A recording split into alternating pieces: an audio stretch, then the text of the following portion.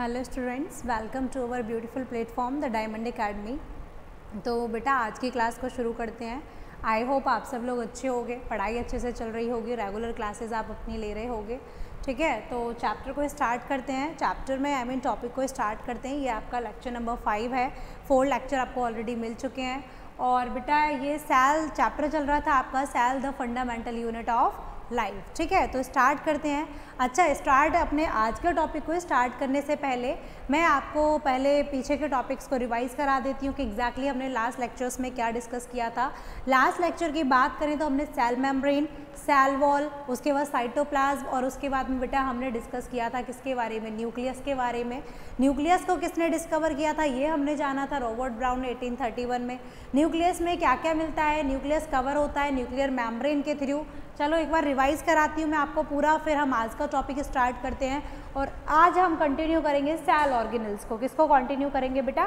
Cell organelles को।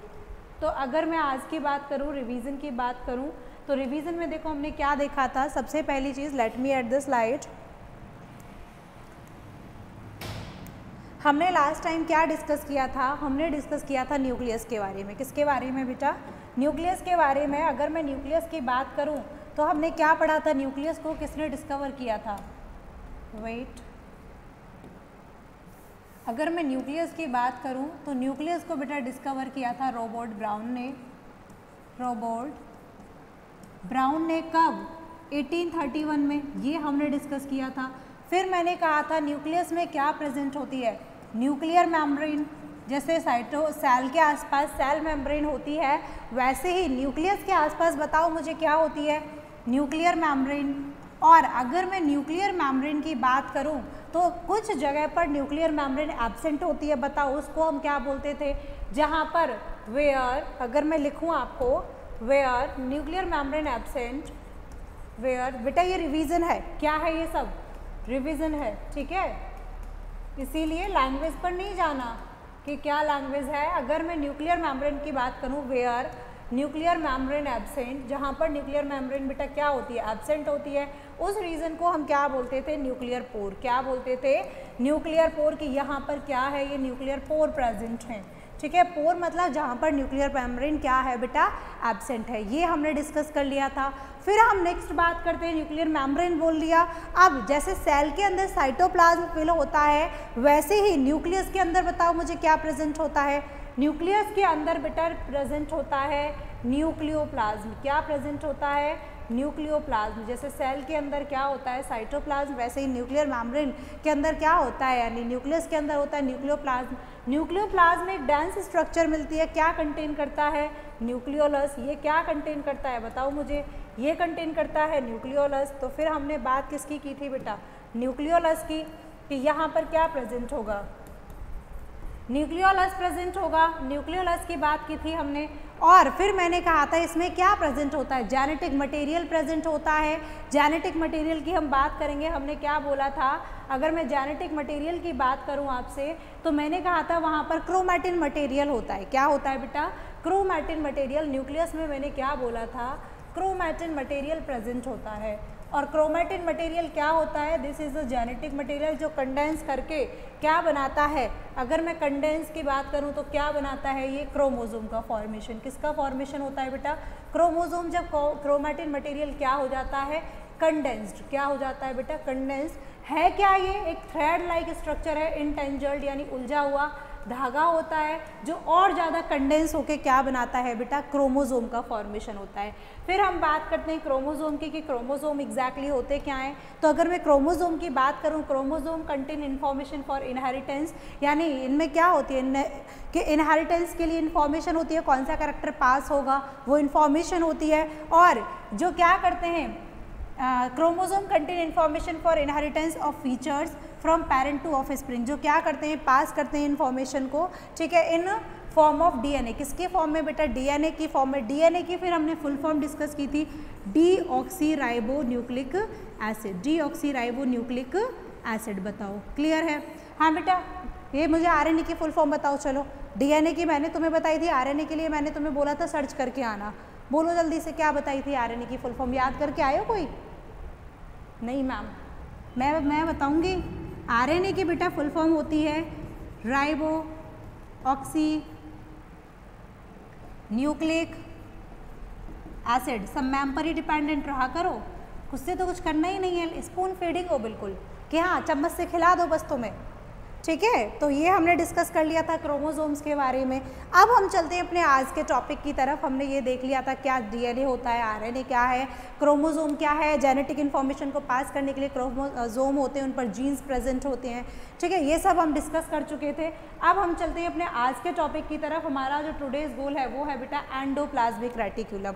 Endoplasmic reticulum से पहले अगर मैं आपको बोलूँ, एक और स्लाइड ऐड करते हैं, चलो, मैंने आपको बोला था सेल ऑर्गेनल्स के बारे में हमें जानना है। किसके बारे में जानना है? सेल ऑर्गेनल्स के बारे में। वेट अ मिनट, टुडेज गोल, हाँ चलो, साइटोप्लाज्म और सेल ऑर्गेनल्स के बारे में जानना है। तो मैंने आपको साइटोप्लाज्म एक्सप्लेन किया था। बताओ साइटोप्लाज्म क्या होता है? अगर मैं आपसे साइटोप्लाज्म की बात करूं तो बेटा इट इज़, बताओ क्या होता है? सेल के अंदर जो फ्लूइड भरा हुआ होता है, जेली लाइक जो फ्लूइड होता है, उसको हम क्या बोलते थे? साइटोप्लाज्म। तो it is jelly like fluid inside cell. Cell के अंदर जो जेली लाइक फ्लूइड होता है उसको बेटा हम क्या बोलते हैं? साइटोप्लाज्म। इस साइटोप्लाज्म के अंदर देखो एक पॉइंट लिखती हूँ, बहुत सारे सेल ऑर्गेनल्स क्या करते रहते हैं? फ्लोट करते रहते हैं। In cytoplasm cell organelles float, क्या करते रहते हैं बेटा?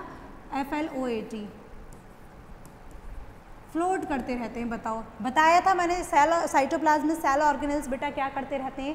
फ्लोट करते रहते हैं। फिर मैंने आपको क्या कहा था? साइटोप्लाज्म में ही, साइटोप्लाज्म में सेल ऑर्गेनल्स फ्लो करते हैं। एक इंपॉर्टेंट पॉइंट लिखाया था जो याद होना चाहिए सभी को, बोलो घर से ये याद करके आए हो। Cytoplasm is the main arena of cellular activities.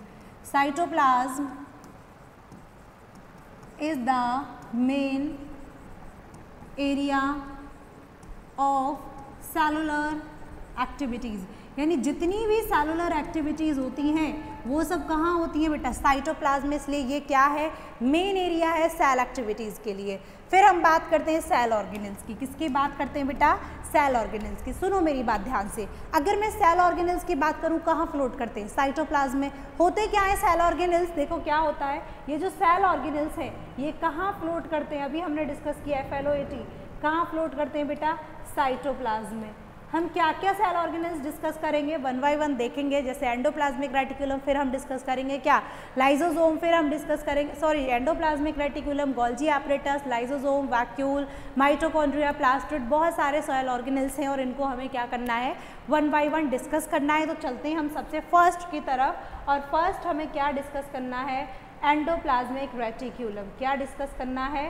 Endoplasmic reticulum को। एंडोप्लाज्मिक रेटिकुलम बोलो। क्लियर है? यहाँ तक किसी को कोई डाउट तो नहीं है बेटा? चलते हैं अब अपनी आज की क्लास पर। तो नेक्स्ट हमारा टॉपिक है एंडोप्लाज्मिक रेटिकुलम। क्या है बेटा नेक्स्ट टॉपिक? Endoplasmic reticulum. इसको शॉर्ट में और आप क्या कह सकते हो? ER। क्या बोल सकते हो? ER। तो अगर मैं आपको एंडोप्लाज्मिक रेटिकुलम की बात करूँ तो ये क्या है बेटा? देखो कुछ ऑर्गेनल्स तो होते हैं। अगर मैं ऑर्गेनल्स की बात करूँ, सुनो ध्यान से, अगर मैं ऑर्गेनल्स की बात करूं तो यहाँ पे आप ऑर्गेनल्स को डिवाइड करते हो दो कैटेगरीज में। कुछ तो होते हैं क्या? Yes, let me change the colour. कुछ तो होते हैं आपके मेम्ब्रेन बाउंड, यानी जिन पर क्या मिलेगी बेटा? मेम्ब्रेन मिलेगी। कुछ तो होते हैं मेम्ब्रेन बाउंड और कुछ होते हैं नॉन मेम्ब्रेनस। क्या होते हैं? नॉन मेम्ब्रेन बाउंड, यानी जिन पर मेम्ब्रेन नहीं मिलती है उनको हम क्या बोलते हैं? नॉन मेम्ब्रेन बाउंड ऑर्गेनल, ठीक है। और जिन पर मेम्ब्रेन मिलती है तो उनको क्या बोलते हैं? Membrane bound organelle. तो अभी हम पहले डिस्कस करेंगे मेम्ब्रेन बाउंड ऑर्गेनल। तो अगर मैं बात करूं आपसे एंडोप्लाज्मिक रेटिकुलम की तो बेटा ये क्या है? मेम्ब्रेन बाउंड ऑर्गेनल है, यानी इस पर क्या मिलेगी? मेम्ब्रेन मिलेगी, मेम्ब्रेन की कवरिंग मिलेगी, मेम्ब्रेन से बाउंड होगा ये। जैसे सेल के ऊपर क्या थी? प्लाज्मा मेम्ब्रेन थी। न्यूक्लियस के ऊपर क्या थी? बताओ मुझे। न्यूक्लियस के ऊपर न्यूक्लियर मेम्ब्रेन थी, वैसे ही एंडोप्लाज्मिक रेटिकुलम के ऊपर एंडोप्लाज्मिक रेटिकुलम मेम्ब्रेन होगी, यानी ये मेम्ब्रेन बाउंड क्या है? ऑर्गेनल है।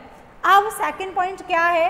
क्या है? It is a large network of tubules and sheets, यानी बहुत सारे ट्यूब्यूल्स का, ट्यूब का, शीट्स का क्या है, नेटवर्क होता है। देखो अभी देखेंगे एग्जैक्टली क्या होता है। It occur in three form में मिलता है। क्या क्या है बेटा, लॉन्ग ट्यूब्यूल्स, वेसिकल्स, सिस्टर्ने। चलो पहले स्ट्रक्चर की तरफ मूव करते हैं। एग्जैक्टली मतलब क्या है लॉन्ग ट्यूब्यूल्स का, वेसिकल्स का, सिस्टर्ने का। चलो मैं खुद से ड्रॉ करके दिखाती हूँ, फिर हम जो पहले हैंडमेड डायग्राम देखते हैं, फिर हम बाद में और देखेंगे। तो ये आपका मान लो न्यूक्लियस है। क्या है बेटा, ये न्यूक्लियस है। ये क्या है, न्यूक्लियस है। अब देखना ध्यान से, याद करो जब मैंने तब सेल का स्ट्रक्चर ड्रॉ किया था, आपके लिए बनाया था, मैंने कहा था न्यूक्लियस से एंडोप्लाज्मिक रेटिकुलम क्या रहता है बेटा, अटैच रहता है। तो ये क्या था, न्यूक्लियस था। इस न्यूक्लियस से जो न्यूक्लियस की मेम्ब्रेन होगी, याद करो न्यूक्लियस की जो मेम्ब्रेन होती है उस पर क्या होगा बेटा, इस तरीके से, याद है कुछ क्या थे, कुछ इस तरीके से स्ट्रक्चर्स प्रेजेंट थे। बताओ मुझे, याद है किसी को? देखो इस तरीके से कुछ कह सकते हो। अगर ये न्यूक्लियस है, कुछ इस तरीके की स्ट्रक्चर्स प्रेजेंट थी, याद करो। देखो ऐसे कुछ स्ट्रक्चर्स प्रेजेंट होते हैं। जैसे डायग्राम की अगर हम बात करें तो आप यहाँ से इस चीज़ को नोटिस कर सकते हो। देखो एंडोप्लाज्मिक रेटिकुलम की बात करूँ तो it is a large network है किसका बेटा, it is a large network of किसका, membrane bound tubule and sheets का, कवर्ड बाय मेम्ब्रेन के थ्रू कवर्ड रहता है, इसीलिए मैंने क्या बोला इसको, मेम्ब्रेन बाउंड। क्या है ये, मेम्ब्रेन बाउंड। ठीक है, अब सुनो ध्यान से, मैंने कहा क्या क्या मिलते हैं इसमें, वेसिकल्स, और क्या मिलेंगे, ट्यूब्यूल्स, और क्या मिलेंगे इसमें, सिस्टर्ने। क्या मिलते हैं बेटा, सिस्टर्ने। देखो लिखा है यहाँ पे हमने, क्या मिलेंगे, सिस्टर्ने। तो देखो अगर मैं बात करूँ क्या वेसिकल्स होते हैं, क्या ट्यूब्यूल्स होते हैं, क्या सिस्टर्ने होते हैं, ध्यान से देखना, समझो पहले, ध्यान से लिखना बंद करो, सामने देखो। चलो अगर मैं बात करूँ वेसिकल्स, ट्यूब्यूल्स और सिस्टर्ने की, तो देखो यहाँ पर ये ट्यूब लाइक स्ट्रक्चर आपको दिख रही हैं, ये देखो दिख रही है कुछ ट्यूब लाइक स्ट्रक्चर। ये आपके क्या हैं बेटा, देखो ये दिख रहा है ट्यूब, ये हैं आपके ट्यूब्यूल्स। क्या हैं बेटा, ट्यूब्यूल्स। इनको हम क्या बोलते हैं, ट्यूब्यूल्स। बोलो क्लियर है। ये क्या है आपका, देखो न्यूक्लियस है, सबसे पहले तो न्यूक्लियस है। न्यूक्लियस से अटैच देखो क्या है, जैसे मैंने अभी ड्रॉ किया था कि ये न्यूक्लियस है, तो न्यूक्लियस की मेम्ब्रेन से अटैच कुछ इस तरीके की स्ट्रक्चर्स देखने को मिलती हैं। याद करो, कुछ देखने को मिलती हैं स्ट्रक्चर्स। तो यहाँ पे हमने ड्रॉ किया था, तो वैसे ही यहाँ पर देखो कुछ इस तरीके के फोल्ड मिल रहे हैं आपको देखने को। ये क्या है बेटा, ये हैं आपके इस तरीके के जो फोल्ड हैं, ये हैं सिस्टर्ने। क्या है बेटा, ये सिस्टर्ने। ट्यूब्यूल्स देख लिया, इसके बाद वेसिकल्स, राउंड जो स्ट्रक्चर होती हैं। अगर मैं सिस्टर्ने की बात करूं तो इसकी स्ट्रक्चर क्या होगी, कुछ इस तरीके की। क्या होगी बेटा, कुछ इस तरीके की स्ट्रक्चर होगी। ट्यूब्यूल्स की बात करूं तो कुछ इस तरीके के, देखो ट्यूब लाइक स्ट्रक्चर्स दिख रहे हैं। वेसिकल्स की बात करूं तो इस तरीके से राउंड बॉडी, ये क्या है, वेसिकल्स। तो इसमें आप आसपास देख सकते हो, देखो वेसिकल्स भी दिखाए गए, यहाँ पर एग्जैक्टली शो नहीं किया है, लेकिन आपकी एनसीईआरटी में डायग्राम में गिवन है, कुछ वेसिकल्स भी प्रेजेंट होते हैं। तो ये क्या है, स्ट्रक्चर है किसका बेटा, एंडोप्लाज्मिक रेटिकुलम का। अब सुनो मेरी बात ध्यान से, कैसे लिंक करना है। मैंने आपसे सबसे पहला पॉइंट बोला, एंडोप्लाज्मिक जो रेटिकुलम है वो क्या है बेटा, मेम्ब्रेन बाउंड है। अगर मैंने आपसे कहा था ऑर्गेनल्स को मैं डिवाइड करूँ तो दो कैटेगरी में डिवाइड कर सकती हूँ, नॉन मेम्ब्रेन बाउंड और मेम्ब्रेन बाउंड। तो एंडोप्लाज्मिक रेटिकुलम किस कैटेगरी में आता है, मेम्ब्रेन बाउंड ऑर्गेनल में। फिर मैंने कहा इस पर तीन स्ट्रक्चर प्रेजेंट होती हैं, वेसिकल, ट्यूब्यूल्स और सिस्टर्ने।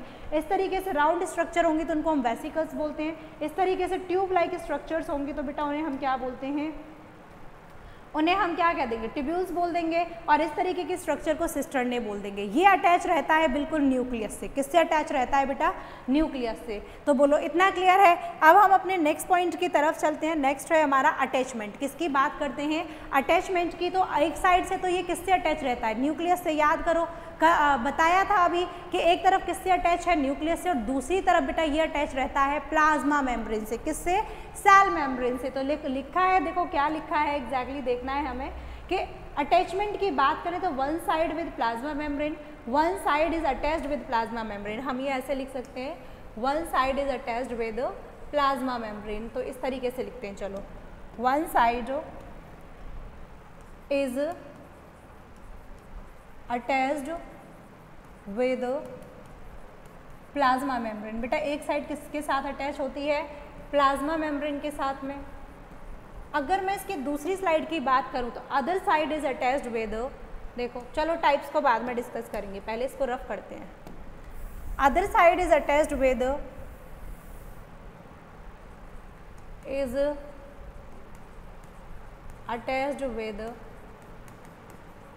आउटर मेम्ब्रेन, मतलब क्या हो गई, सॉरी, अगर हमने एक लिख दिया प्लाज्मा मेम्ब्रेन तो other side is attached with nuclear membrane. किसके साथ अटैच होती है बेटा? न्यूक्लियर मेम्ब्रेन के साथ में, ठीक है। तो ये अटैचमेंट हो गया। देखो दिखाती हूँ डायग्राम में। मान लो ये आपकी पूरी सेल है, ये क्या है? आपकी पूरी सेल है। Let me draw the diagram. मान लो ये आपकी पूरी सेल है, तो देखो दिख रहा है कि एक तरफ तो न्यूक्लियस के साइड और दूसरी साइड बेटा ये किससे अटैच होगा? दूसरी साइड अटैच होगा सीधा किससे? प्लाज्मा मेम्ब्रेन से। बोलो क्लियर है इतना? अब हम बात करते हैं टाइप्स ऑफ एंडोप्लाज्मिक रेटिकुलम की। किसकी बात करते हैं बेटा? Types of ER। ER मतलब एंडोप्लाज्मिक रेटिकुलम। तो बेटा इसके टाइप्स की अगर मैं आपसे बात करूं तो ये टोटल कितने टाइप का होता है? It is of 2 type. कितने टाइप का होता है बेटा? ये 2 टाइप। तो कौन कौन सा? एक तो होता है रफ एंडोप्लाज्मिक रेटिकुलम और एक होता है स्मूथ एंडोप्लाज्मिक रेटिकुलम। अभी समझेंगे रफ का क्या मतलब है, स्मूथ का क्या मतलब है। लेकिन अगर मैं टाइप्स ऑफ ER की बात करूं तो एक होता है रफ एंडोप्लाज्मिक रेटिकुलम और एक हमें मिलता है स्मूथ एंडोप्लाज्मिक रेटिकुलम, ठीक है। रफ का मतलब क्या है? रफ की अगर मैं बात करूं, it means ribosomes are attached. Rough कब होगा? देखो ribosomes are attached with ER।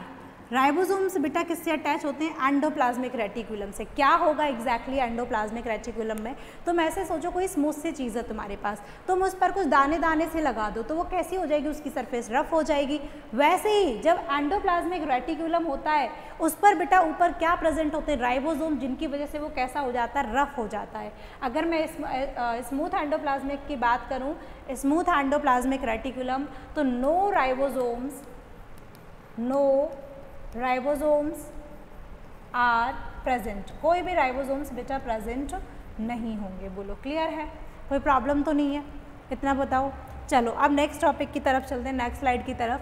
हम बात करते हैं यहाँ पर रफ एंडोप्लाज्मिक रेटिकुलम की कि एग्जैक्टली रफ एंडोप्लाज्मिक रेटिकुलम है क्या और इसका क्या फंक्शन होता है। तो चलो देखो सामने ध्यान से। बेटा कॉन्सेंट्रेशन यहाँ लेके आओ, इधर उधर नहीं देखना है, ठीक है। और आप लोग पहले लिखना बंद किया करो, साथ के साथ लिखने मत लगा करो, सामने देखा करो, ठीक है। पहले समझा करो तब लिखा करो, बाद में स्लाइड देख लेना, ठीक है।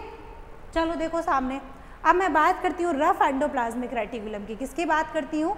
Rough endoplasmic reticulum. Rough endoplasmic reticulum क्यों हुआ एंडोप्लाज्मिक रेटिकुलम रफ? तो बेटा उसका रीज़न है आपका क्या? Ribosomes present on surface so appear rough. यानी राइबोसोम्स क्या होते हैं? प्रेजेंट होते हैं। देखो अभी आपने स्ट्रक्चर देखा था यहाँ पर, बताओ देखो एक बार नोटिस करना कि यहाँ पर जो आपने स्ट्रक्चर देखा था, तो बताओ क्या क्लियरली आपको यहाँ पर विजिबल नहीं है ये चीज़ कि यहाँ पर जो आपने स्ट्रक्चर देखा है तो यहाँ पर ये छोटे डॉट डॉट्स या क्या आपको नज़र आ रहे हैं इस तरीके से? बताओ मुझे, क्या इस तरीके से ये डॉट डॉट नज़र आ रहे हैं? इसका मतलब इस पर क्या है बेटा? राइबोसोम्स प्रेजेंट है और इसीलिए हमने इसको क्या बोल दिया? Rough endoplasmic reticulum. लेकिन जो ट्यूब्यूल वाला पोर्शन है, जो बेटा क्या है ट्यूब्यूल वाला पोर्शन है, क्या इस पे आपको कोई डॉट डॉट स्ट्रक्चर नजर आ रही है? नहीं मैम। तो इसीलिए ये क्या हो गया आपका? Smooth endoplasmic reticulum. क्या हो गया बेटा? स्मूथ एंडोप्लाज्मिक रेटिकुलम, क्योंकि यहाँ पर कोई राइबोसोम्स प्रेजेंट नहीं है। तो बात करते हैं राइबोसोम्स की यानी RER की। तो राइबोसोम्स कहाँ प्रेजेंट होते हैं बेटा? ये प्रेजेंट होते हैं किस पर? सरफेस पर एंडोप्लाज्मिक रेटिकुलम की पे, और इसी वजह से ये क्या हो जाता है? रफ हो जाता है। राइबोसोम्स का काम क्या होता है? क्यों प्रेजेंट होते हैं बेटा राइबोसोम्स? तो हमने लास्ट क्लास में भी डिस्कस किया था, राइबोसोम्स क्या है? प्रोटीन फॉर्मिंग सेंटर हैं। यानी ये किसमें हेल्प करते हैं? प्रोटीन के फॉर्मेशन में। किसमें हेल्प करते हैं? प्रोटीन के फॉर्मेशन में। इसीलिए क्या होगा? राइबोसोम्स हेल्प इन राइबोसोम्स, देखो राइबोसोम्स